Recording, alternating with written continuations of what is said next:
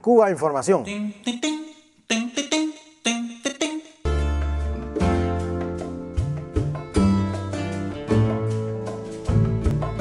Hemos estado escuchando en los medios cómo cuando dan las listas de los asilados aquí en el territorio español, pues los cubanos tenemos ahí pues montones. O sea, somos el país que más personas tenemos en esa lista y nos sorprende realmente que un país que ni siquiera esté en guerra ni nada, pues tengamos una lista tan grande de cubanos ahí.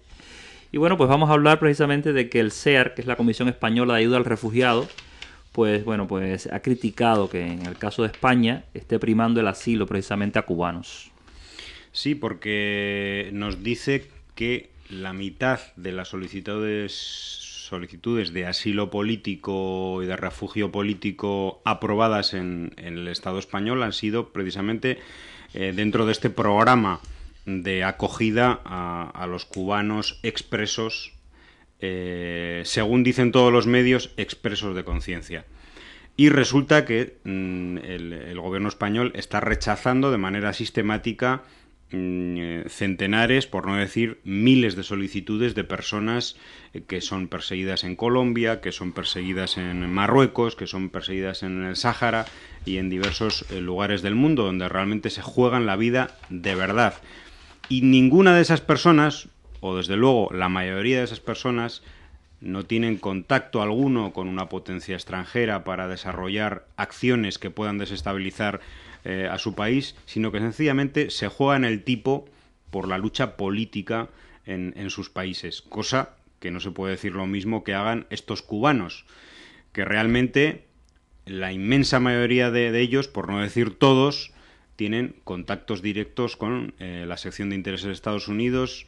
Muchos incluso han sido partícipes de este llamado periodismo independiente, reportando para Radio Martí, es decir, para una emisora que es propiedad del gobierno de Estados Unidos, que eran pagados directamente o indirectamente por el gobierno de Estados Unidos, etcétera. Es decir, que fueron condenados en Cuba por lo que les condenarían en cualquier país del mundo, es decir, por aceptar dinero, intentar subvertir el orden interno para apoyar a una potencia extranjera, y resulta que en el Estado español, bueno, pues le conceden todo tipo de parabienes, de refugio, de asilo.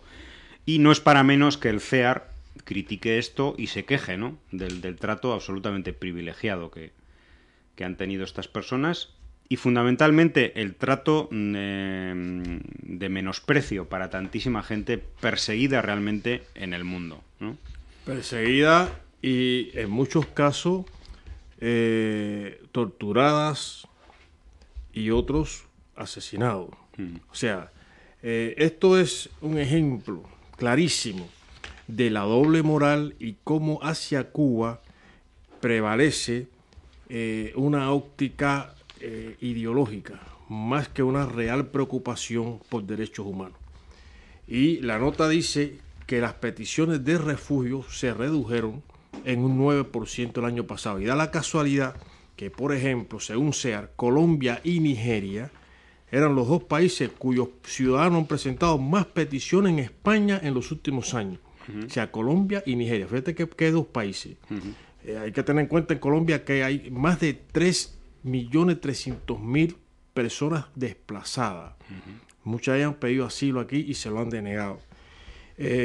También hay que destacar